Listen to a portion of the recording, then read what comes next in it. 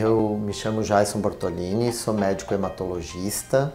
O médico hematologista é o profissional que cuida das doenças do sangue. Por exemplo, leucemia, linfoma, mieloma múltiplo, entre outras doenças sanguíneas. Essas são as doenças oncológicas e também temos as doenças sanguíneas benignas, não oncológicas. Entre elas, talassemia, anemia por falta de ferro, anemia genética, doenças da coagulação sanguínea, onde o paciente pode sangrar mais ou ter problema de trombose, por exemplo.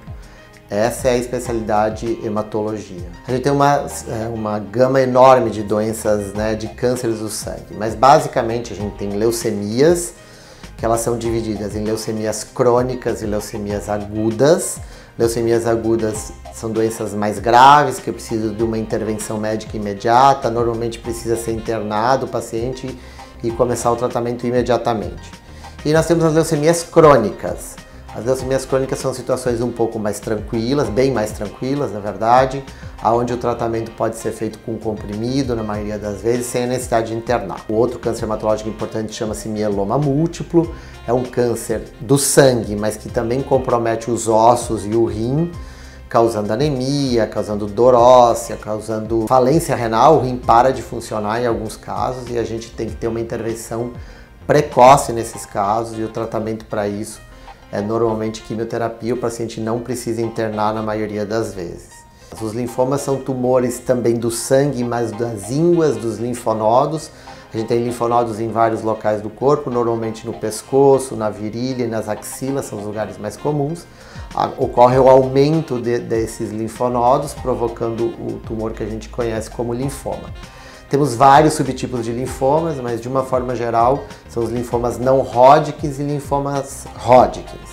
O tratamento basicamente é poliquimioterapia, uma associação de quimioterapia com imunoterapia, que são os anticorpos para tratar o câncer, usados cada vez mais. Outro tipo de câncer do sangue são as mielodisplasias. Na verdade, a mielodisplasia é um tumor, já é um câncer, e que, se não tratada, ela evolui para leucemia mieloide aguda, ou seja, ela se transforma num outro tipo de tumor, tá? Esse é um tumor característico de pacientes mais velhos, acima dos 65 anos de idade, e existe tratamento que é baseado em poliquimioterapia e transplante de medula óssea em alguns casos. Os fatores de risco para tumores hematológicos, leucemia, linfoma, mieloma, na verdade, não se tem isso muito bem definido ainda, Diferente de um câncer de pulmão, que tem uma relação direta com o tabagismo, o câncer do sangue, na maioria das vezes, não tem um fator de risco. Exceção seria o paciente portador de HIV. Ter HIV é um fator de risco para se ter linfoma, por exemplo, que é um câncer do sangue. E basicamente isso de fator de risco conhecido. Exposição à irradiação, se o paciente vive numa região, por exemplo, que teve um acidente nuclear com vazamento de césio, por exemplo, que é um material radioativo, naquele local existe um aumento do risco dos pacientes desenvolverem câncer do sangue. Basicamente isso, o HIV, a infecção pelo HIV e a exposição à irradiação.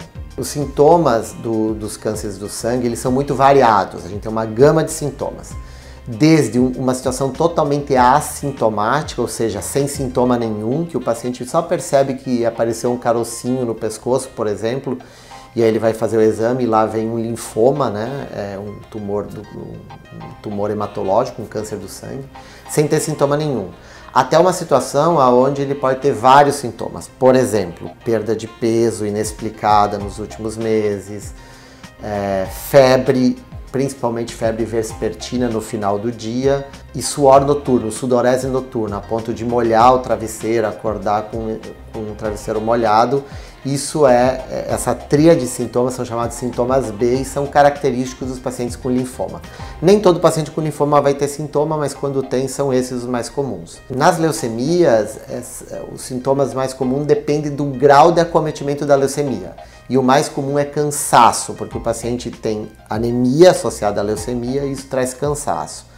Também sangramentos, O paciente pode ter sangramento pelo nariz, sangramento pelas fezes, sangramento pelo xixi, enfim, sangramento por vários locais Isso também pode estar associado à leucemia. Outro sintoma importante é a dor óssea, né? O paciente que tem mieloma múltiplo, que é um tumor hematológico, um câncer hematológico, ele tem, na maioria das vezes, dor óssea, né? Ele tem dor óssea associado à anemia no hemograma, e isso pode ser mieloma múltiplo, e aí ele precisa fazer a investigação para confirmar o diagnóstico. Quanto a como fazer os diagnósticos do câncer hematológico, na verdade vai precisar de um especialista, no caso um hematologista, para fazer o diagnóstico adequado, mas na maioria das vezes o diagnóstico é através de exames complementares e exame físico. Ele vai ser examinado, palpado, e a gente vai fazer exames complementares, que são tomografias, PET, que é um exame específico para linfoma, que é uma tomografia mais específica para tumor,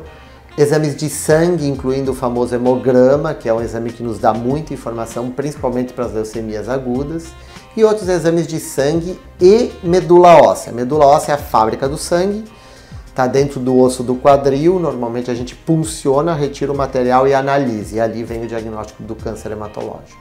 Bom, os tratamentos são variados, vai depender da fase da doença, do tipo de tumor. Alguns tumores, por exemplo, alguns linfomas de baixo grau, você não precisa nem tratar, você só precisa diagnosticar e acompanhar. Em algum momento pode ser necessário tratamento. E na maioria das vezes o tratamento é uma associação de quimioterapia com imunoterapia, né? E das mais variadas possíveis. Quimioterapia que o paciente precisa internar no hospital, quimioterapia que ele faz na clínica e vai para casa, e quimioterapia que é comprimido para ele tomar em casa, por exemplo. E agora, mais recentemente, a incorporação das imunoterapias, né?